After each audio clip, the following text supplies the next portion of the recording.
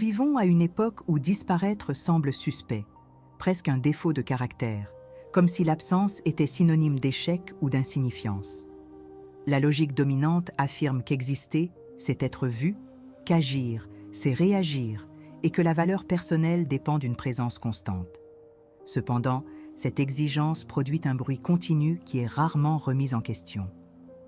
Le taoïsme classique part précisément de cette friction silencieuse entre l'excès d'action et la perte de sens. Dans le Dao de Jing, l'efficacité ne naît pas de l'intensité, mais de l'alignement avec le cours naturel des choses.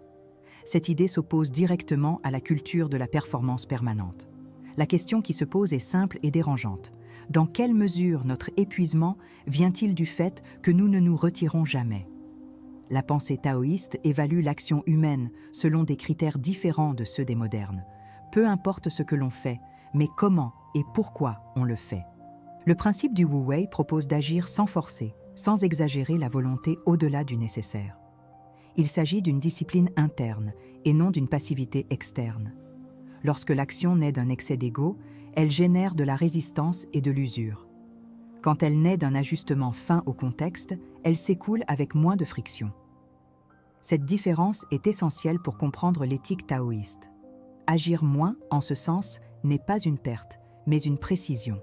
La notion de disparaître doit être comprise comme un mouvement stratégique et conscient. Elle ne fait pas référence à une fuite sociale ni à un abandon des responsabilités. Elle fait référence au retrait de l'ego du centre des décisions quotidiennes. En diminuant le besoin de reconnaissance, on réduit également la dépendance émotionnelle à l'environnement. Cela produit un type spécifique d'autonomie intérieure. Le taoïsme comprend ce retrait comme une forme d'intelligence existentielle. Moins d'exposition symbolique préserve plus d'énergie vitale. Le silence, ici, est fonctionnel. Dans la vie contemporaine, l'exigence d'une opinion constante crée un état d'alerte permanent. L'attention se fragmente et l'intériorité s'affaiblit. Être toujours disponible devient une obligation tacite. Le taoïsme offre une critique indirecte de ce modèle en valorisant l'économie d'énergie. Toute action inutile a un coût psychologique. Toute réponse immédiate limite la réflexion. En réduisant la vitesse et la visibilité, on retrouve la clarté. Cette clarté permet des choix plus cohérents.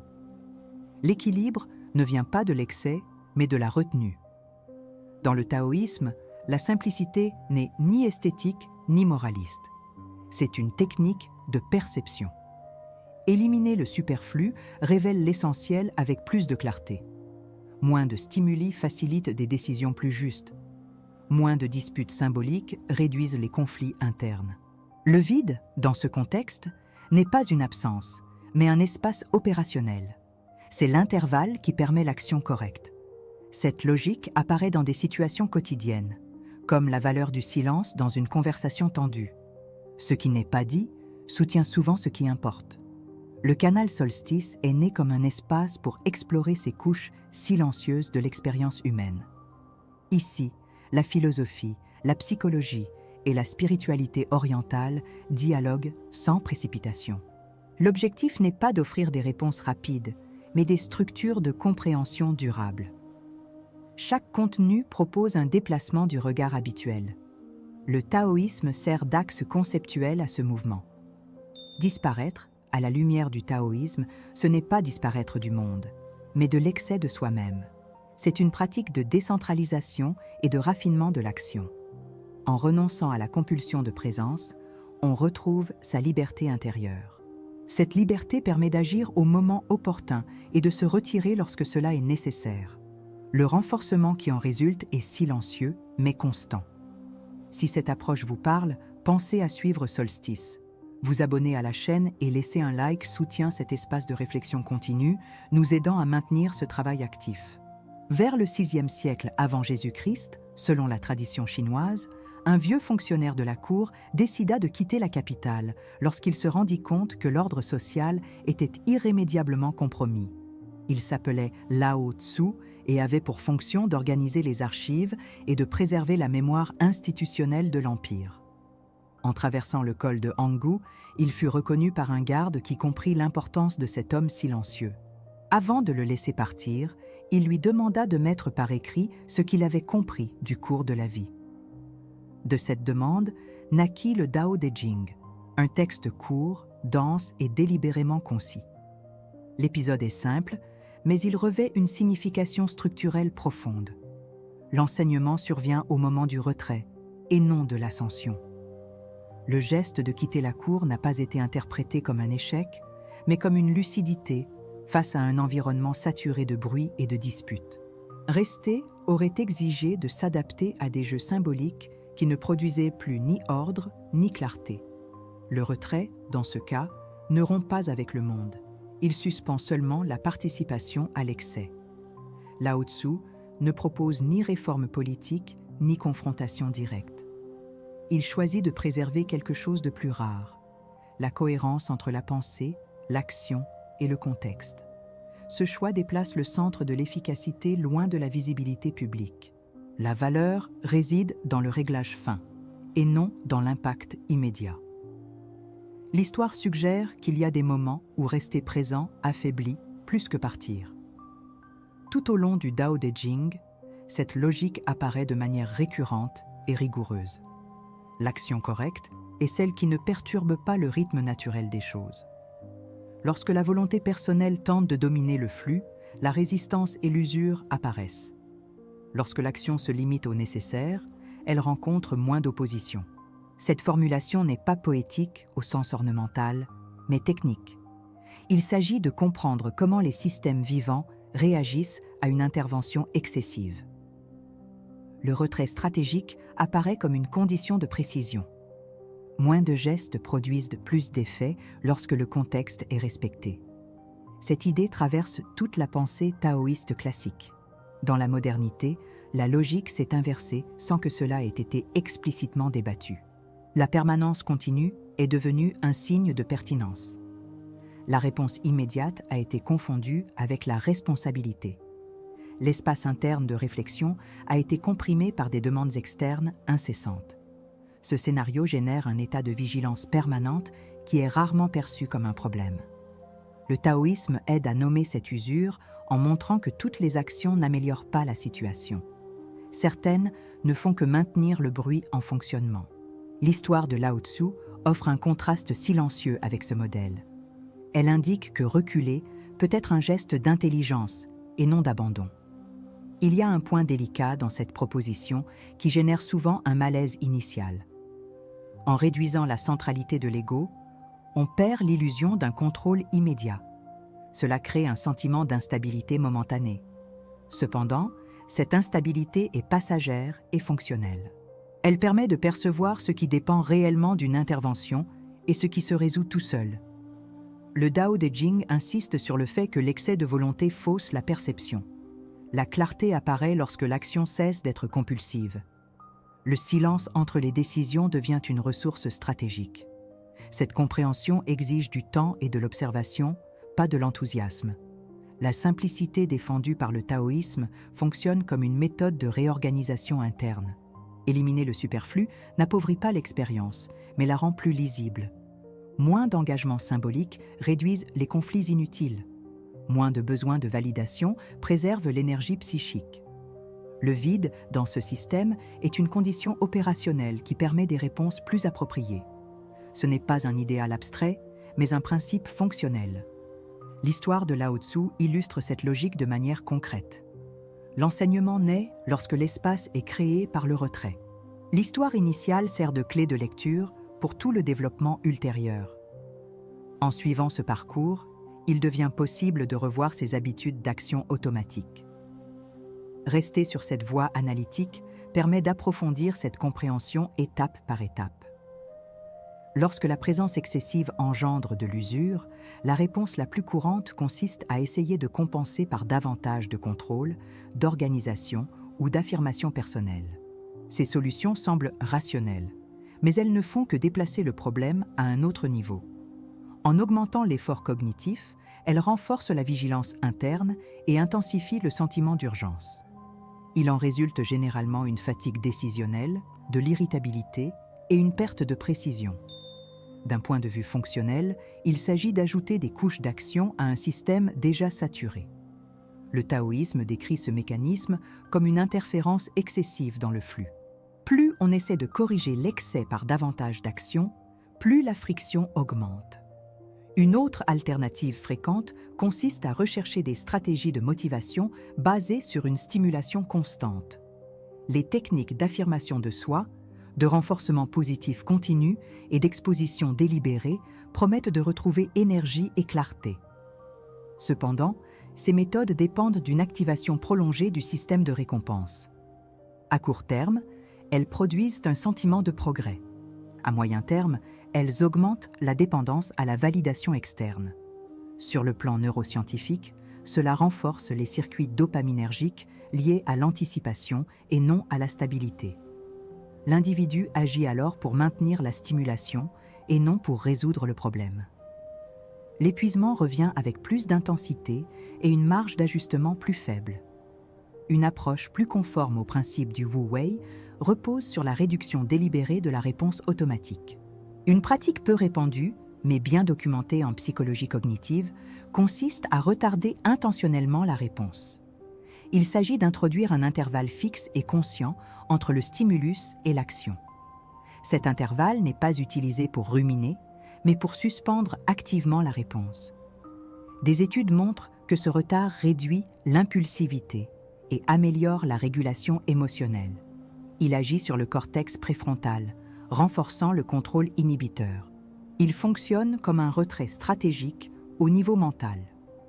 C'est un moyen pratique de disparaître de la réaction immédiate. Son application est simple et exige de la rigueur, pas de l'intensité. Chaque fois que le besoin de répondre, de décider ou de donner son avis se fait sentir, on établit un intervalle prédéfini, par exemple 60 ou 90 secondes. Pendant ce temps, on n'évalue pas le contenu et on ne construit pas d'arguments. L'attention reste neutre et concentrée sur le corps, en particulier sur la respiration. Cette procédure réduit l'activation automatique de l'amygdale et réorganise la hiérarchie des réponses. Le cerveau apprend que tous les stimuli ne nécessitent pas une action immédiate. Avec la répétition, l'urgence diminue. L'action qui suit tend à être plus courte, plus précise et plus économique. Cette pratique est efficace car elle interrompt les schémas mentaux consolidés sans les confronter directement. Au lieu de lutter contre l'impulsion, elle la laisse s'affaiblir d'elle-même. Ce mécanisme est conforme aux preuves relatives à l'extinction des réponses conditionnées. En ne renforçant pas le cycle stimulus-réponse, le schéma s'affaiblit. Du point de vue taoïste, il s'agit de ne pas alimenter l'excès. L'énergie qui serait dépensée en réaction reste disponible. La clarté émerge comme une conséquence, et non comme un objectif forcé. La pratique n'ajoute pas d'effort. Elle supprime simplement l'interférence. Les avantages observés comprennent une plus grande stabilité attentionnelle, une réduction des conflits interpersonnels et un sentiment accru d'autonomie.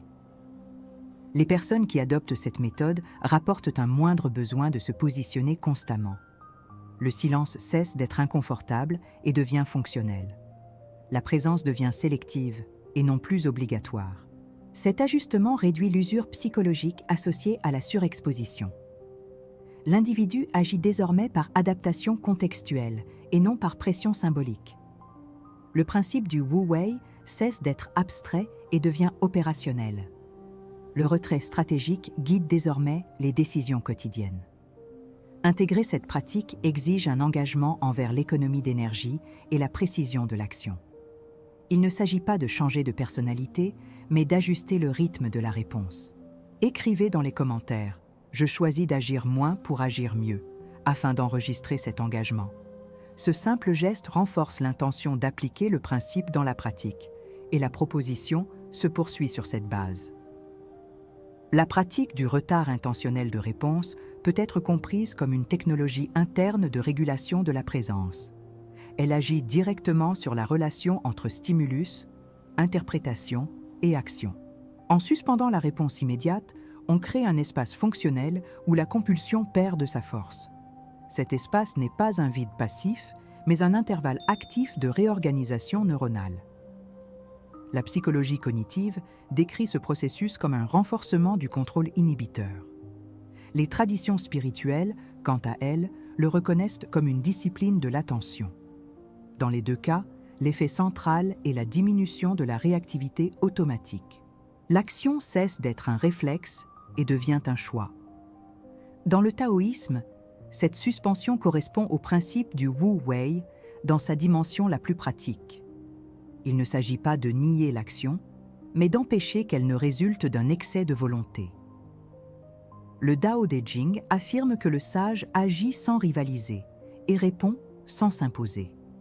Ce type d'action n'est possible que lorsque l'esprit n'est pas captivé par l'urgence. Le retard de réponse fonctionne comme un geste d'alignement avec le flux naturel. Il permet au contexte de se révéler avant l'intervention. L'action qui en résulte tend à être minimale et suffisante. L'excès est dissous avant même de se manifester. Dans le bouddhisme, en particulier dans les traditions de pleine conscience, on trouve une formulation complémentaire. La pratique de la pause consciente entre la sensation et la réaction est essentielle pour se libérer de la souffrance. En observant l'impulsion sans la suivre, on brise le cycle de l'attachement et de l'aversion. Ce mécanisme est décrit comme un déconditionnement mental. La pratique n'exige pas de répression, seulement une observation soutenue. L'impulsion surgit, est reconnue et se dissout. Le retard de réponse fonctionne de manière analogue, mais appliqué à la vie quotidienne non formelle. Il transfère l'entraînement méditatif dans le domaine de l'action courante. La spiritualité devient fonctionnelle. L'intervalle conscient réduit la dominance des circuits limbiques sur la prise de décision. L'amygdale perd sa centralité et le cortex préfrontal reprend sa fonction régulatrice. Cela améliore la capacité d'évaluation contextuelle et réduit les réponses disproportionnées. La pratique n'élimine pas les émotions, mais réorganise leur influence. Les émotions deviennent informatives et non plus dominantes. Cet ajustement favorise des choix plus alignés sur les objectifs à long terme. L'énergie psychique cesse d'être dispersée dans des réactions improductives. Le système devient plus stable. Sur le plan spirituel, ce processus peut être interprété comme un décentrement progressif de l'ego. En ne réagissant pas immédiatement, l'individu interrompt le récit automatique de défense et d'affirmation. L'identité cesse de dépendre d'une réponse constante. Cela produit une sensation initiale de vide qui se révèle rapidement comme une liberté. Le silence intérieur n'est pas une absence de vie, mais une réduction des interférences. Dans le taoïsme, ce vide est la condition qui permet l'utilisation correcte de l'énergie. Dans le bouddhisme, c'est la base de la clarté et de la compassion.